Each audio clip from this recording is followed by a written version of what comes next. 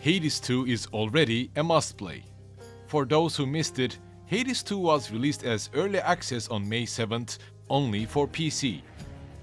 As soon as I woke up, I purchased Hades 2 and got addicted to it.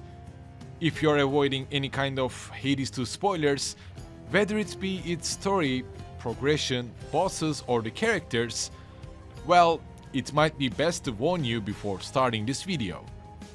I will try to talk about most of Hades 2's features and what you should expect from the current version of the game, since it really feels like a full launch already. I think I mentioned it before, but Hades is one of my favorite games of all time. Its characters, storytelling and music, it was a flawless experience, which even helped me to get my current job in a Japanese video game company. That's how valuable it is for me. And Hades 2 is already promising a journey fraught with plot twists, magic and more mystery. I'm Arcadenaut here. In the name of Hades, Olympus, I accept this review.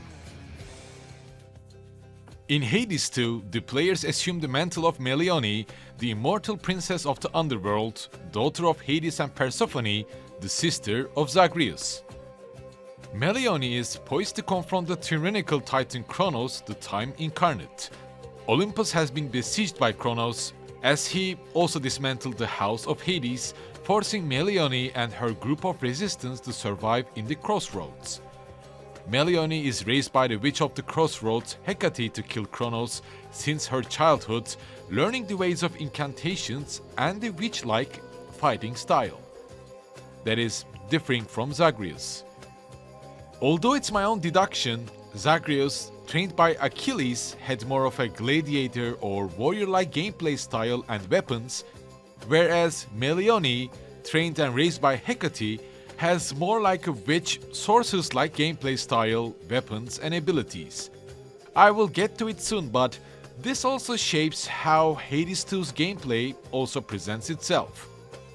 Melione is calmer, she's not as sarcastic like Zagreus is, but driven by revenge and goal. She is also grateful towards everyone who's helping her on her quest and shows her kind side like her brother. In contrast to Zagreus' journey of going to the surface, Melione travels into the depths. From Erebus to the depths of Oceanus, to the fields of mourning, until you reach Tartarus, which is occupied by Kronos. In addition to that, after you complete your 10th or 11th try, you will find your way that might lead you to the surface, to Olympus. As you see, Hades 2's evolution is palpable, with sprawling environments and intricate hubs inviting exploration and discovery. It has more customizations than its predecessor, more dialogues, more gods and goddesses, and of course characters from the Greek mythology.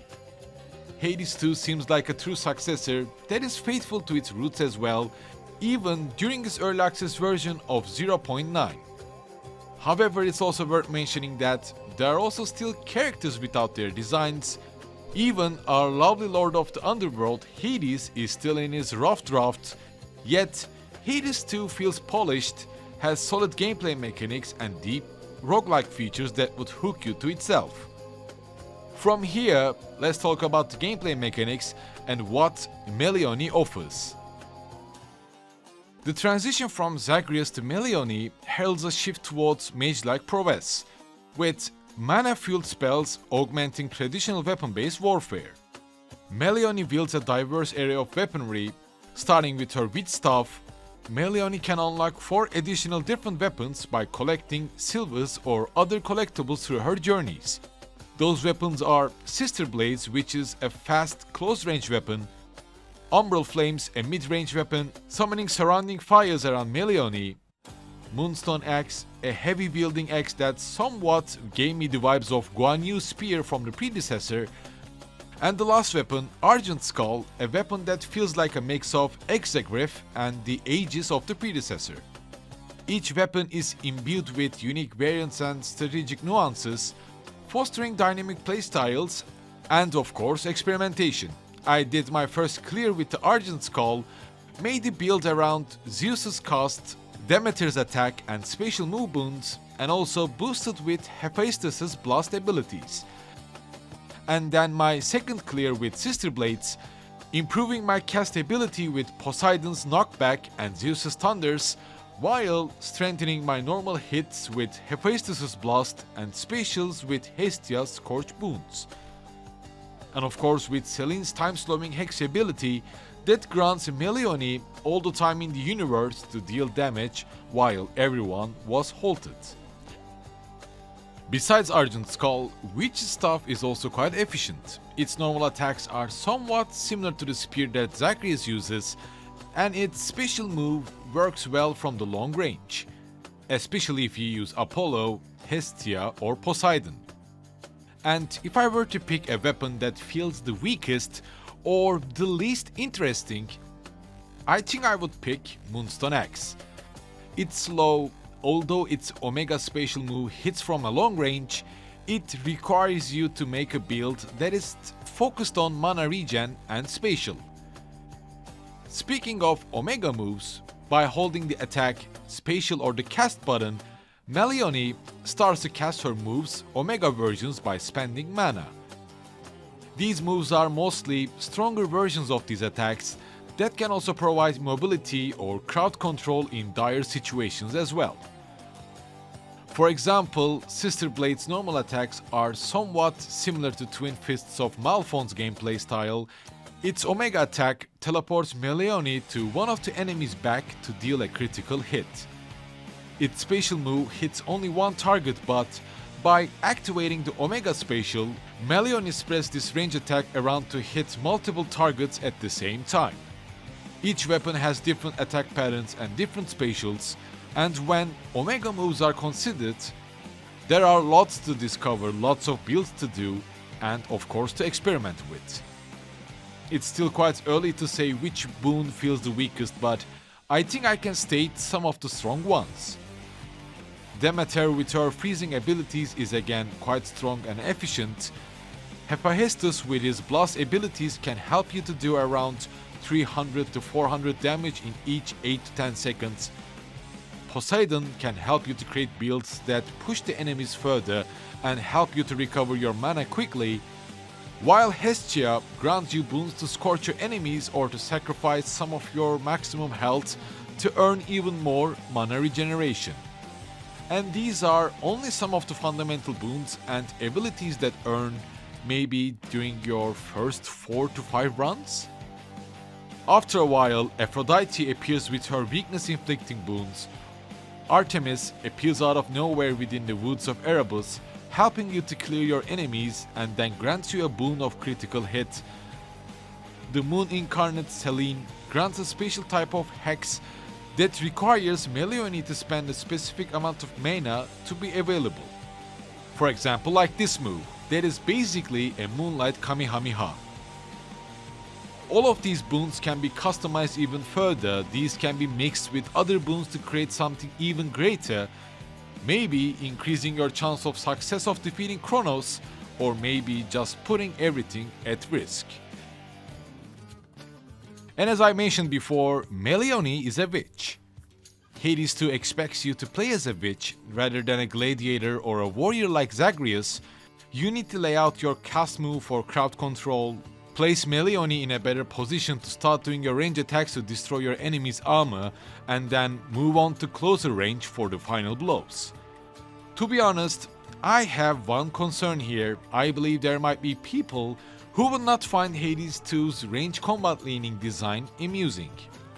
Don't get me wrong, you can still play Hades 2 in a close range, especially if you make a build that benefits fighting in close range, but there are lots of enemies spitting fireballs all around, werewolves are jumping on you, wrathful shades that just throwing punches at you non-stop, so Hades 2 feels like it's more tailored for mid-range gameplay. And of course, depending on your weapon choice and your build, you can get closer or further from your enemies to clear your way. But my point is, the fights are not in close range just like in the predecessor, so there's a possibility that some people might not like this at all. Though keep in mind that we are still in early access, there might be changes to weapons, there might be aspects of weapons that would match your liking, or with the next big patch, the upcoming weapon would be your new favorite. Who knows? All of these boons or weapon customizations are not the end to Melioni's arsenal. We also have the tarot card system, that is similar to predecessor's Mirror of Night skill tree. In Hades 2, we have tarot cards, each providing a passive upgrade to Melioni, whether it be Death Defiance, passive dodge chance, life recovery between each floor, or health and mana pool increase after each 5 encounters. You name it. You unlock these tarot cards first by collecting ashes, then with each tarot card you unlock, it gets more complex. Hades 2 wants you to collect flowers, sometimes silver, bronze, or more complex items that require you to use the cauldron and then wait a couple of encounters for that item to be created. Although I cleared Hades 2 twice, there are still many tarot cards that I didn't unlock or even upgrade. The journey is still far from over, especially if you're looking forward to an experience with deep customization choices that lead to an even varied, complex builds. You need different tools to collect different items from each map, and you even need to go to the surface to unlock the Argent Skull weapon. And you know what I try to do in my 17th run? I go to surface to collect bronze from the sun-drenched city of Ephira before Melioni's time on the surface runs out. As my second objective, I try to gather this flower seed from the realm of chaos so I can plant them in my garden, harvest those flowers, and then make a new incantation that would allow Melinoe's existence on the surface, so that her fate might not end like Zagreus's when he met his mother in Greece. You see, there are still lots of things to discover, a lot of mysteries, plot points, and dialogues to see and encounter. And I'm sure there are still lots of things that I still haven't experienced. And of course, in addition to these tarot cards, we also have keepsakes that Melioni earns by gifting nectars to the characters. As I mentioned, we also have tools of mass collection like pickaxe, shovel, or fish rod to collect items for incantations or upgrades. There are many stuff to do, accomplish, and build. These features are not overwhelming. They slowly, by each failed or successful attempt, become available through your discoveries and your efforts. My advice is you to start with the pickaxe, collect all the silver you see and unlock each weapon until you get the Argent Skull, then change to shovel, collect all the seeds and the flowers you encounter, make a little garden in your rebellion camp, give some nectars to Hecate for fast mana regen, one to our skeleton friend for extra death defiance, and your journey will start to bear its first fruits around the 10th or 11th run. And as you do, you will make another incantation that lets you to customize your runs further, making your runs harder only to obtain an item called Nightmare, letting you unlock new weapon aspects, for now. Even for an early access version, the introduction of tarot cards and skill tree are a great addition to Hades 2's gameplay, as it further amplifies Melioni's arcane arsenal, bestowing her with newfound powers and enhancing combat fluidity. And that's why I started this review with Hades 2 is already a must-play statement, because it really feels like that. Although it's quite early to say it, but I might do additional Hades 2 videos with each update if they add additional story, content or weapons. I'll try my best to inform you guys about those as well, but for the time being, I want to talk further about Hades 2's world, the character design and how beautiful it looks. From the gods and goddesses of Olympus to each enemy, each guardian encounter and even the Titan of Time Kronos, they all feel like a work of art and passion. The design of each character is further polished, yet faithful to their predecessor appearance.